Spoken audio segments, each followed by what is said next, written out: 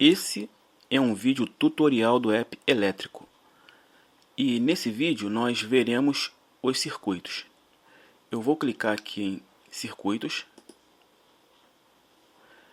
O objetivo desse vídeo é mostrar a funcionalidade dessa tela de circuitos. Então, eu vou me preocupar aqui mais em explicar os botões e os campos. Não vou me preocupar muito com o resultado do circuito em si. Para esse nosso exemplo, nós vamos fazer o seguinte, um circuito de alimentação. Esse circuito ele vai sair da entrada e vai alimentar o quadro QDF. Vamos começar aqui pela barra menu. Eu tenho aqui, nessa barra, o botão fechar. Clicando nele, eu fecho a tela. O botão aqui, outros PDF. Clicando nele, eu vou poder imprimir o PDF da memória de cálculo. Aqui em edição, eu vou poder inserir, editar e excluir um circuito. Só que para editar e excluir, eu preciso primeiro selecionar o circuito. Então, eu vou precisar ter um circuito cadastrado. Ele vai estar aqui nesse campo. Eu vou selecioná-lo e a partir daí eu poderei editar ou excluir. O botão calcular, vai calcular. E o botão navegador, que já foi explicado em outros vídeos. Como já foi dito, aqui em circuitos cadastrados ficarão os circuitos que foram cadastrados, ou seja, depois que eu clicar aqui em calcular, edição, inserir, o circuito virá para cá. Nesse bloco quadros, eu tenho aqui no meio o campo quadros, onde eu tenho aqui a entrada e o QDF. E tenho também esses campos aqui em amarelo, né? Eles não podem ser mexidos, eles são apenas para visualização, tá? Então, eu vou selecionar aqui então a entrada. O que acontece? Para que o exemplo fique um pouco mais completo, eu vou precisar inserir um curto-circuito na entrada. Então, esse campo aqui, ICC QDO kA, eu vou clicar nesse botão ao lado. Aqui eu vou selecionar nesse campo quadro a entrada. Aqui nesse campo nova ICC em kA eu vou inserir aqui um curto-circuito. Aqui no botão editar eu vou clicar nele. Aparece aqui nesse campo amarelo o valor de 5,8 indicando que foi editado com sucesso. Vou fechar. Também vai aparecer aqui. Portanto, se eu selecionar aqui o QDF, vai sumir porque o QDF não tem curto-circuito, já a entrada tem. Descendo um pouquinho aqui, eu tenho aqui esse bloco, dados gerais, e tenho aqui quadro jusante, QDO jusante. Quadro jusante, nesse caso aqui é o seguinte, jusante significa abaixo. Então, o QDF ele está jusante da entrada, ele está abaixo. E a entrada está a montante do QDF, ela está acima. Portanto, se eu clicar aqui nesse QDO jusante, eu consigo ver o QDF aqui. Se eu selecionar aqui o QDF aqui em quadros, não aparece mais nada aqui.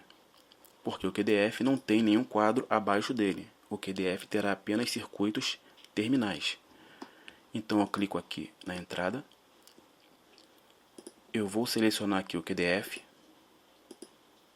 Porque nesse caso é um circuito de alimentação, portanto tem que ter um quadro ajusante, ou seja, um quadro alimentando o outro. Nesse caso a entrada alimenta o quadro, o QDF. Eu vou definir aqui aleatoriamente para ele um número. Aqui nesse campo eu tenho aqui algumas opções de descrição, tá? Mas nesse caso aqui nenhuma vai servir para esse exemplo. Então eu vou simplesmente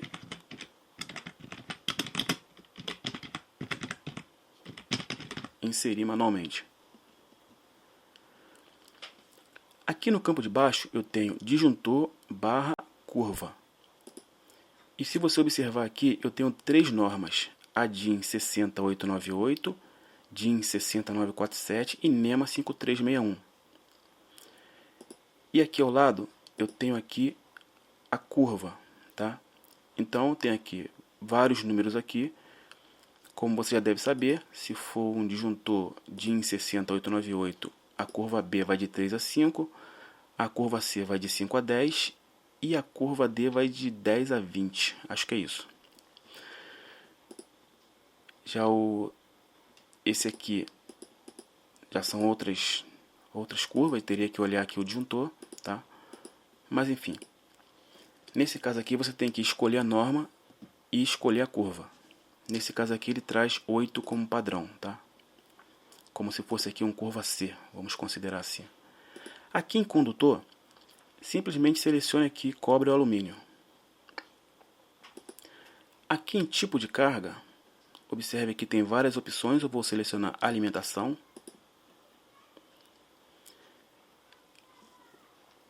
Aqui em tipo de cabo, eu tenho aqui as opções isolado, condutor isolado, cabo unipolar e cabo multipolar.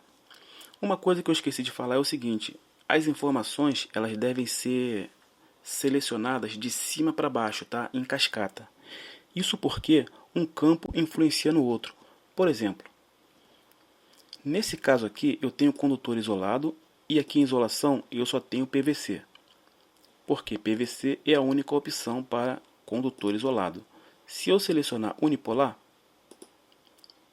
eu passo a ter aqui XLPE e EPR. A mesma coisa para unipolar. Por isso que as informações têm que ser de cima para baixo. Então eu vou deixar aqui unipolar.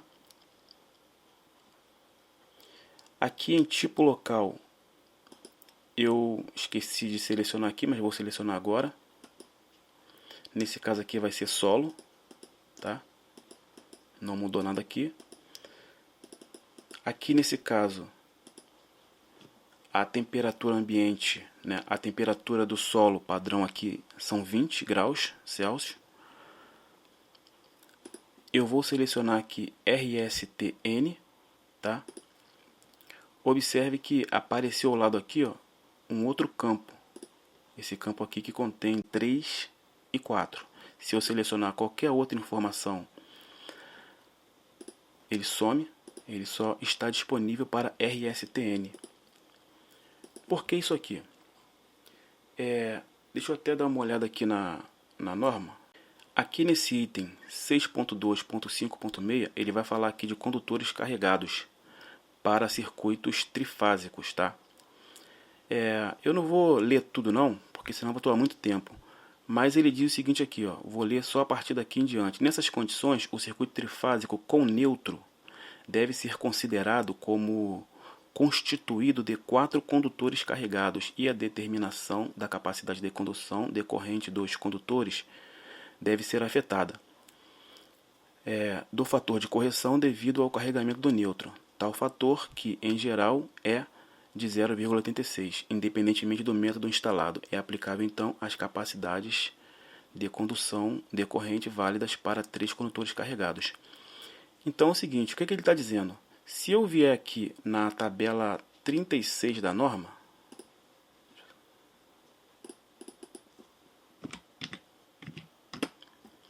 você vai observar aqui que eu tenho aqui uma coluna para 2 e para 3 condutores carregados. Eu não tenho para 4. O neutro também é um condutor carregado, portanto, um condutor trifásico mais neutro, ele vai ter 4 condutores carregados. O que a norma está dizendo é o seguinte, quando você tiver uma alimentação desse tipo, com 4 condutores carregados, tem que se aplicar aquele fator de correção de 0,86, tá? Porém, se você observar aqui, está opcional, tá? Você pode escolher 3 ou 4. Se você escolher 3, ele vai utilizar normalmente a coluna de 3 e não vai aplicar nenhum fator de correção. Porém, se você colocar aqui 4, um fator de correção de 0,86 será aplicado. Então aí vai ficar a seu critério o que você quer fazer. Aqui em método de instalação, eu tenho aqui várias opções, tá? Se eu clicar nesse olho ao lado, observe que vai aparecer aqui, ó, as opções da tabela 33, tá? Eu transcrevi aqui os textos, beleza? Só coloquei aqui dessa forma para facilitar e vim direto aqui pelo método, tá? Então aqui ele selecionou só um. aqui só A2. Aqui nesse caso ele traz B1 e B2 junto, tá? E por aí vai. Nesse caso aqui, nós vamos selecionar o método D. Observe uma coisa também. Aqui ao lado nós temos as possibilidades, as tabelas. As tabelas 42, 43, 44, 45 da NBR 5410. À medida que você seleciona o método aqui, ele vai disponibilizando aqui as tabelas, tá? Nesse caso aqui para B1, só vai ter a tabela 42, beleza? Mas para o método D, por exemplo, nós temos aqui mais opções, tá? Nesse caso aqui, nós vamos selecionar a tabela 45, tá? Vamos ver aqui a 42, tem aqui várias opções, tá? Então, esses aqui são os textos que estão lá na tabela 42, tá? Aqui é 44 e a 45, que é a que nós vamos selecionar. Vamos deixar essa primeira opção aqui selecionada.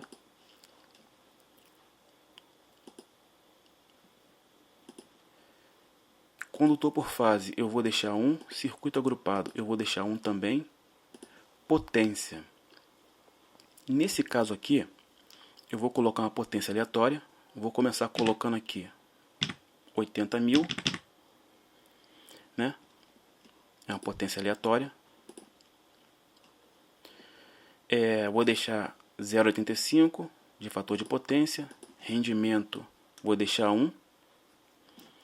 Distância, eu vou colocar aqui uma distância também, uma distância qualquer. E nós temos aqui seccionamento automático da alimentação, tá? Que é um dos 6 critérios exigidos pela norma. Nesse caso aqui, você precisa informar o valor de ZS, mas se você observar, esse campo aqui é opcional, tá? Se você não colocar nenhuma informação, ele vai fazer um cálculo opcional para a gente, tá? Porém, se você colocar aqui o valor da impedância ZS, ele vai considerar o valor da impedância e vai executar aqui um cálculo de acordo com a instrução da norma. Então, vamos dar uma olhadinha lá rapidinho. Deixa eu só ver aqui mais ou menos onde é que está. Eu acho que está aqui, ó, em 47. Aqui. Esse aqui, nesse caso aqui, nós estamos aqui no esquema TN, tá? E é o 512242. Aqui ele vai fazer várias recomendações aqui, tá? Mas o que nós queremos mesmo é isso aqui, ó. As características do dispositivo de proteção da impedância do circuito. Então, em resumo aqui, para a gente não perder também muito tempo, a norma, ela pede para que seja satisfeita essa condição aqui, ó, que ZS vezes IA tem que ser menor ou igual a U0. Então aqui ele dá as informações de ZS, de IA e de U0. E também dá aqui os tempos máximos, tá, da tabela 25. Então, como você pode observar aqui, ZS é a impedância em ohms do percurso da corrente de falta, composto da fonte do condutor vivo até o ponto da ocorrência da falta. Ou seja, de onde ocorreu o curto-circuito até a fonte. Então você precisa saber a impedância desse percurso, tá? Não é uma informação tão simples de ser feita, tá? Você pode até usar um valor de ZS padrão se você quiser, tá? Algumas literaturas dão esse valor. Então você pode estar colocando lá o valor de ZS, tá? Para que seja feito o cálculo. Vou voltar lá. Ou você deixa vazio e um cálculo opcional será feito para você. Inicialmente aqui eu vou deixar vazio. Vou colocar aqui uma queda de tensão de 1%. E aqui eu tenho tempo de atuação do disjuntor. Se você pegar uma curva do disjuntor, DIN, por exemplo, como essa que nós estamos vendo aqui, nesse caso 60898, você vai observar que ele dispara sempre tempo de 0,02 segundos. Tá? Então, como eu já coloquei aqui a maioria das informações, eu vou clicar aqui em calcular e vamos observar.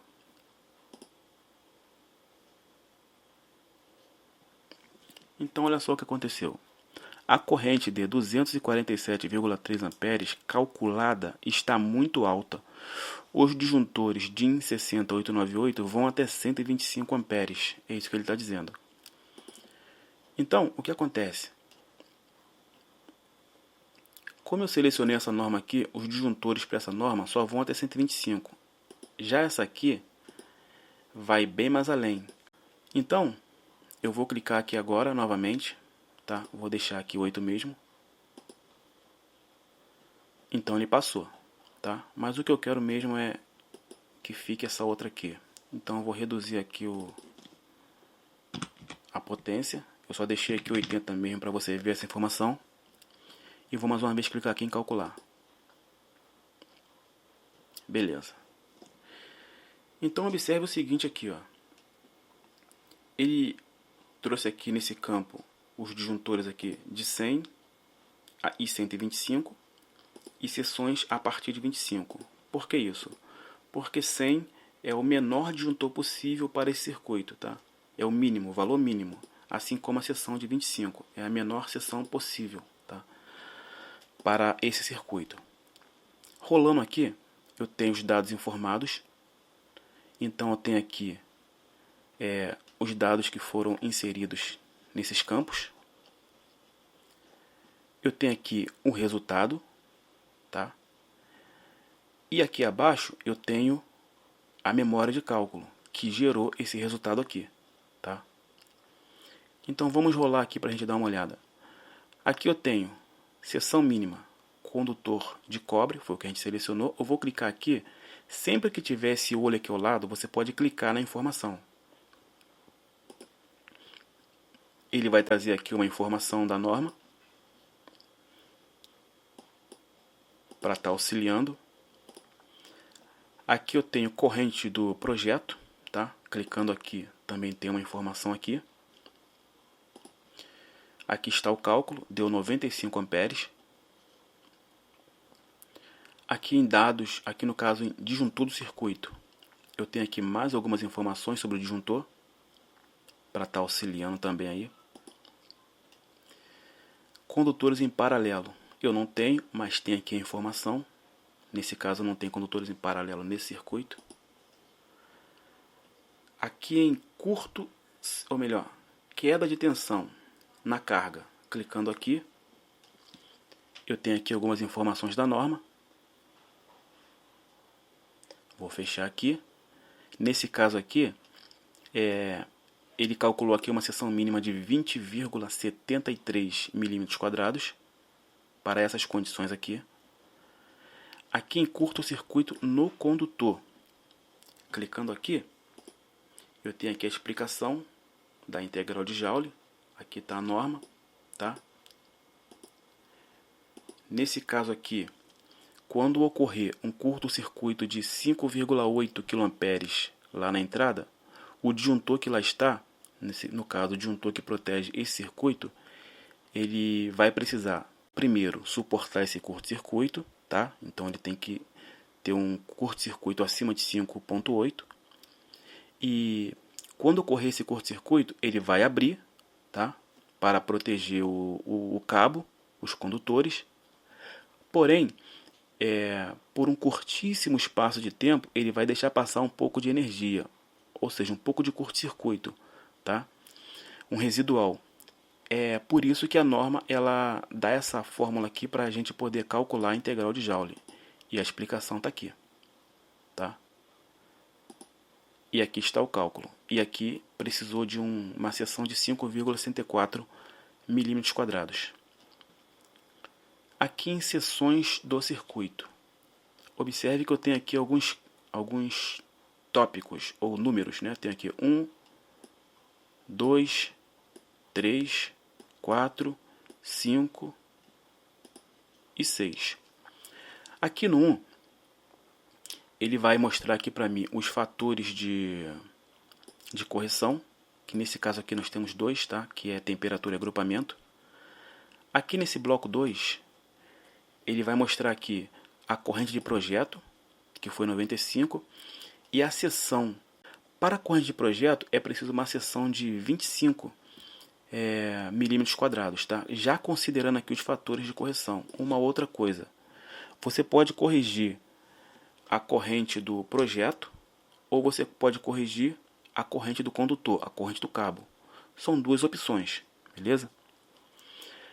Nesse caso aqui, nós optamos por corrigir a corrente do cabo. As duas são válidas, tá? Mas aqui a gente opta por corrigir a corrente do cabo. Então, já considerando aqui os fatores de correção, ele vai precisar de 25. Igualmente aqui para o disjuntor, vai precisar também de uma seção de 25. Já aqui nesse bloco 4, ele vai aqui listar todas as seções. Nesse caso, a seção aqui mínima do projeto, que foi 25, essa aqui. A mínima do disjuntor. A seção mínima do conforme NBR 5410, tá? Que no caso é 2,5 para circuito de força e 1,5 para iluminação. A seção mínima da queda de tensão e a seção mínima do condutor. Então, a seção maior adotada foi 25. Nesse caso aqui, ele optou por colocar a seção da condução da corrente, tá?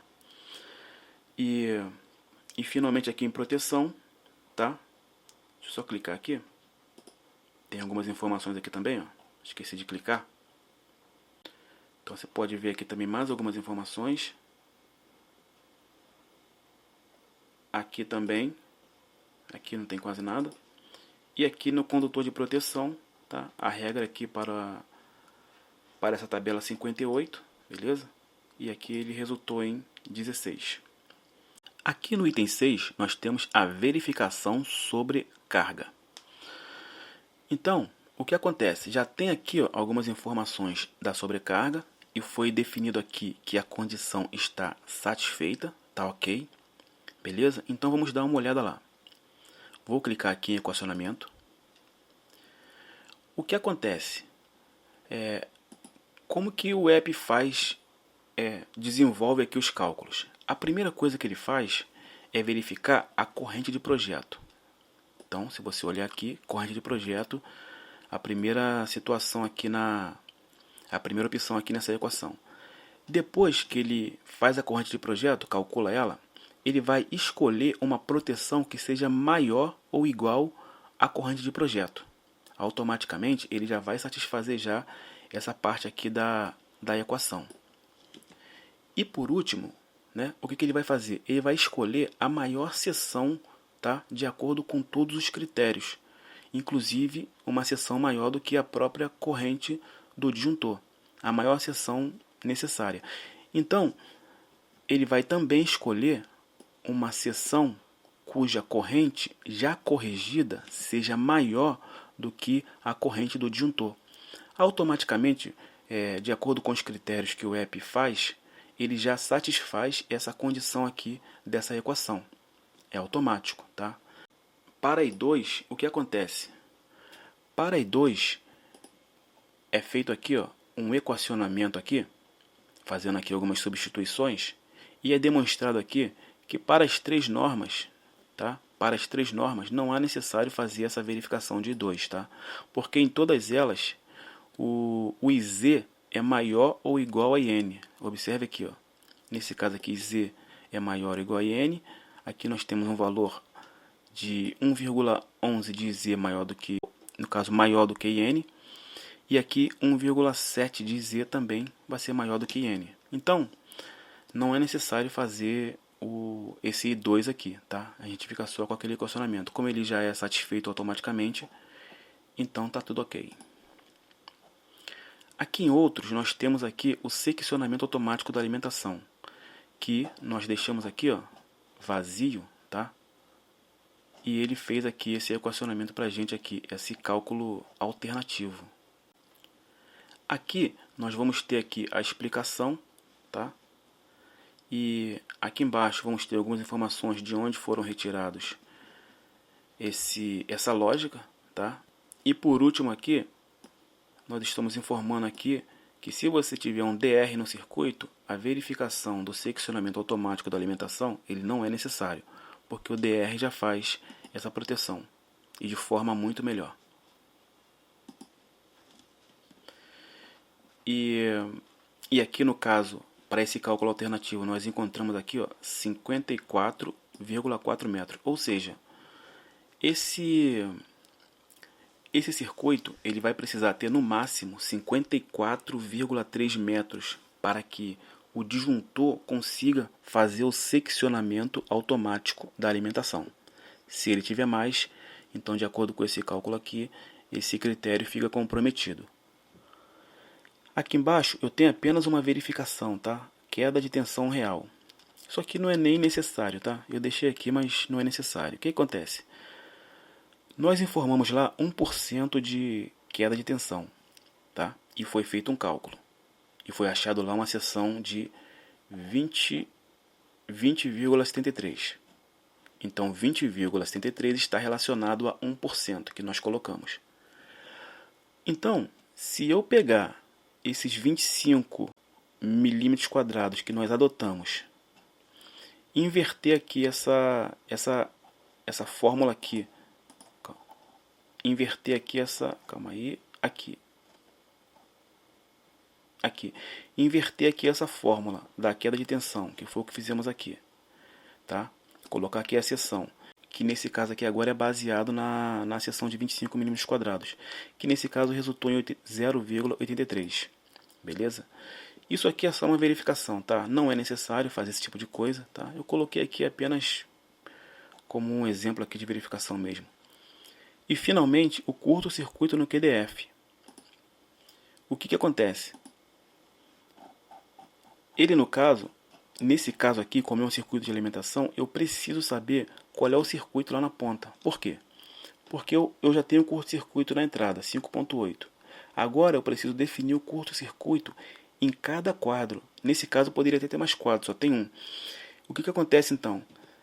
Com esse curto-circuito aqui no quadro, eu vou poder repetir o cálculo aqui da integral de Joule para cada circuito. Ou seja, eu vou poder fazer esse cálculo aqui do item 4 para todos os circuitos do quadro, desde que eu tenha o curto-circuito nele, beleza? O curto-circuito na altura dele, que nesse caso aqui, o curto-circuito é de 3,77 kA. E aí sim eu venho aqui em editar e clico em inserir. Se você quiser alguns exemplos mais específicos de cálculo de circuitos, dá uma olhadinha lá no canal, que lá eu tenho vários exemplos lá de cálculos mais específicos, tá? Cálculo de alimentação, cálculo de motores e por aí vai, tá bom? Bom, pessoal, por esse vídeo aqui é só. Valeu e até a próxima.